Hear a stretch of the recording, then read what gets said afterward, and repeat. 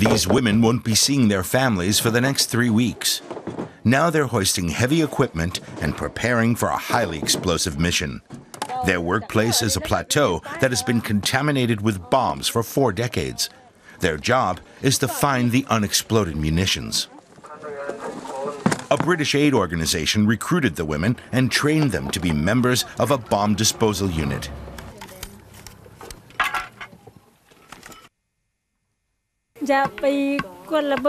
Once I've assembled my detector and start work, I forget the fear. I'm doing this for the safety of my countrymen, and I want to find as many bombs as possible. The final operational test. The detector kicks in at the right moment. That's the mine searcher's life insurance. Manixia heads the 12-woman team. She shows us a test dummy, a diffused cluster bomb. The U.S. dropped 270 million such devices over Laos during the Vietnam War.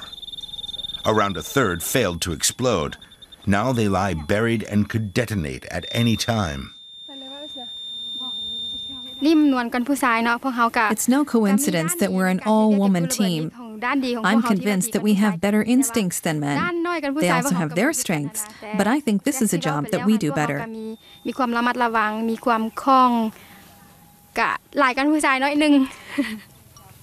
The women search the bomb-infested area along the marked lanes. It doesn't take long before the first detector sounds off.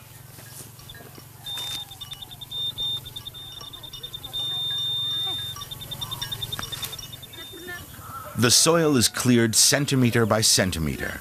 One wrong move, a sudden vibration, and the bomb could explode. Now it's the expertise of team leader Manixia that's required. Securing the device is her job.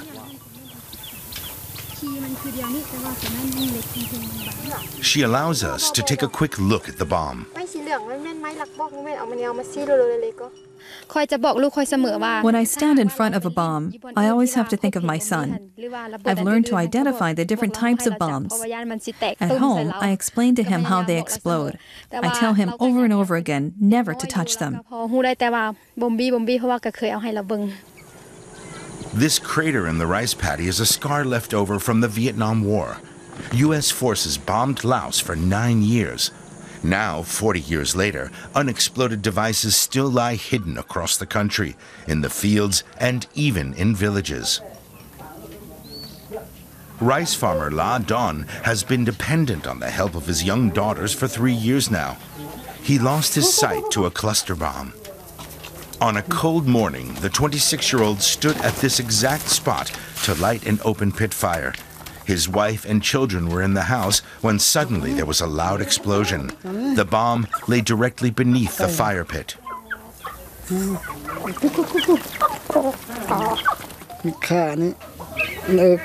The metal splinters hit me everywhere, my chest, my eyes and hands. It's very hard for me. Everything has changed. I can't work in the rice fields anymore to support my family like everyone else. It's now up to his wife, Boon Ton, and his father to feed the entire family. Every year, hundreds of people are wounded and maimed by cluster bombs in Laos. Dozens are killed. Often the victims are children who mistake the deadly ball for a toy. Bomb disposal expert Manixia has learned to handle the danger. To date, no one on her team has been injured. The sound of the detector has become her constant companion. Her team takes a short break every hour. Then for 10 minutes, the sound of laughter rings out over the minefield.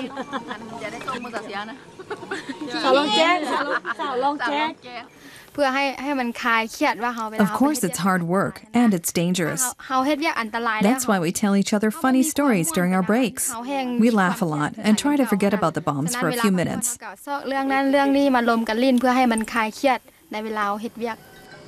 The people of Laos live with the legacy of the war as best they can. Remnants of the conflict are everywhere, as a garden fence or a pillar for a home. The debris of war has given rise to an entire industry. Mevan and his mother Tui recycle the aluminum parts of the bombs for civilian use. They get the raw material from the local scrap dealer. They melt it down and mold it into spoons. They make a decent living from the production of their bomb spoons. The family sells them at markets and exports them, even to the U.S.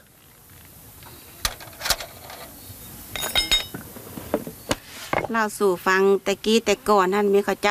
parents told me that it once rained bombs all over here.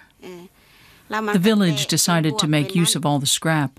First we cast spoons just for us, and now we make them for the whole world. Right now, the bomb disposal team has to act fast. Manixia carries plastic explosives to the find site. The other team members shoo away the animals and warn locals to leave the area.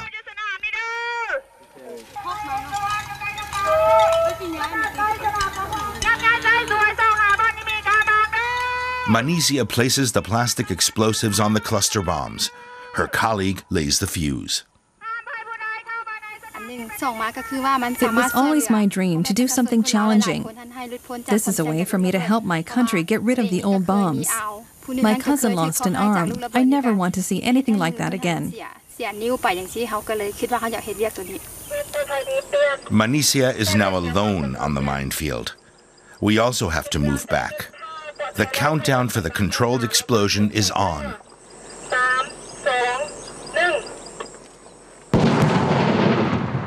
A small triumph, but it'll take another century for Laos to be free of the lethal legacy of war.